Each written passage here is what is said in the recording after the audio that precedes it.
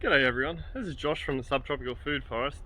Today I was going to chat to you guys about this beautiful plant behind me, which is passion fruit. I've actually got two growing here and I'm growing them in a bit of a unique spot. I wanted to show you why I planted them here and just generally talk about use of space. But first of all, I'll switch this around view of it. This is my two passion fruit vines. Just take a step back. They've gotten quite big. As you can see, they're actually growing on the side of my house, or more specifically, I planted them so they grow up my rail. My steps actually hidden behind those passion fruit there. This is quite handy because it's basically giving me a ready-made trellis, and also when you live in town, you sort of run out of space when you try and grow as much stuff as I do. As you can see, we've recently been having flowering and there's little fruit in there. These guys pollinate really easy, and we get fruit all year round off them. You can see we've got all different sizes, from small ones to larger ones, and this vine is fairly well covered. Now there's a couple of different reasons why I planted it here. One, like I said, to make use of space, because space is quite thin. Another one, which is really handy, so you can see I have this outdoor air conditioning system here, and there's a pipe that runs along and actually runs down the back here, for when in hot weather, when there's a lot of condensation, the air cons, you know, like your standard air cons, actually drip water out, and that drips down to the base of this plant. So I've only ever watered this plant probably for the first 3 or 4 months after I actually put it in the ground, and that was roughly a year and a half ago. And since then I've not had to water it. It's basically been like a self-watering system. It's grown absolutely magic.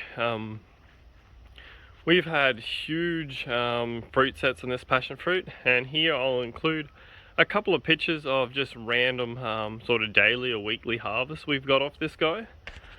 Now these passion fruit, in our climate, they grow extremely well. They don't even need very much fertilizer, to be honest. Generally speaking, every 3 or 4 months I'll give them a high potassium fertilizer. That's the sort of one nutrient passion fruit here really seem to love, is their potassium. I'm not sure if it's low in our soil or it's just because they always want to set so many fruit. Now back at the start, when I only had a couple flowers, I'd actually go through and hand pollinate these guys.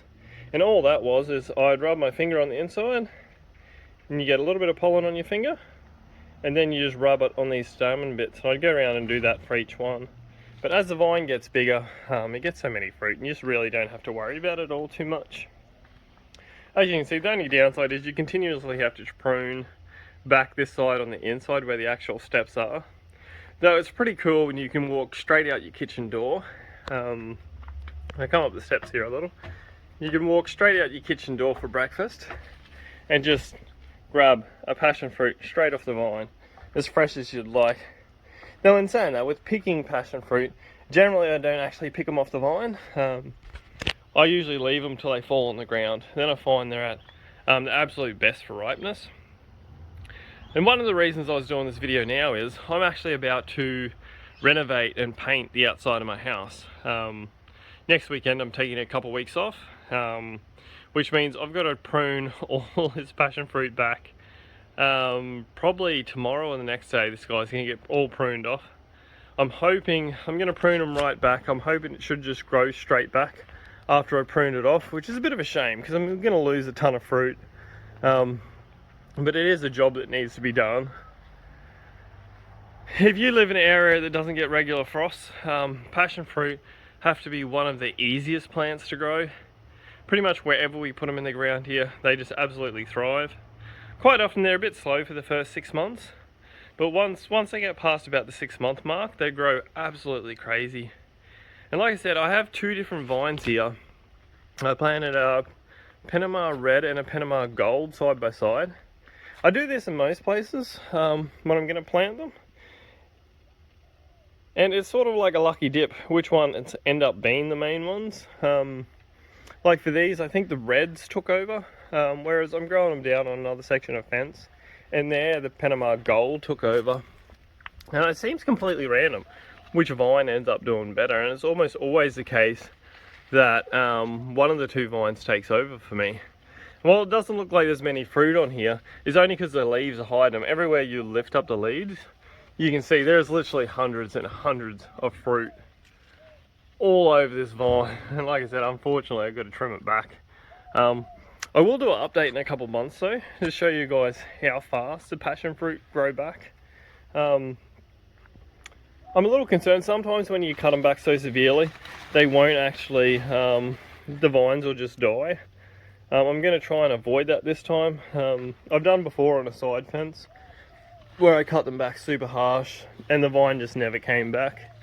Though it's not too big a concern, because if that happens I'll just grab 2 new vines, put them in here, and by next summer I should be enjoying a whole bunch more beautiful passion fruit. But it's just an idea to think about. If you live in a warmer climate where you have aircon and you have a downpipe, like I'll show you where the downpipe comes down. I mean, there's not that much water drips out of it, but it's sort of constant the whole time the aircon's on. This is that downpipe that runs down under the steps. And that can just feed your plant, at least feed it water. And yeah, it's awesome to have a plant in the yard, even when we have no rainfall for months, that your plant just continues to thrive without basically any input at all, apart from that little bit of fertilizer every 3 months. Anyways, thanks guys. Just want to give you an update and just get people thinking about what they can do to actually expand how much fruit they can grow, even in the little area they have. Like, not everyone likes vines growing up the sides of houses. To be honest, I think it's really cool. I love the look of it. I do have to prune it back because I wanted to grow right up onto our power line. So I've had to prune it back a little bit there, but still, it's not much work for the amount of fruit you get off here. Is absolutely amazing. Anyway guys, thanks very much. Please like and subscribe. Leave a comment if you have any questions about it, and I'll see you next time.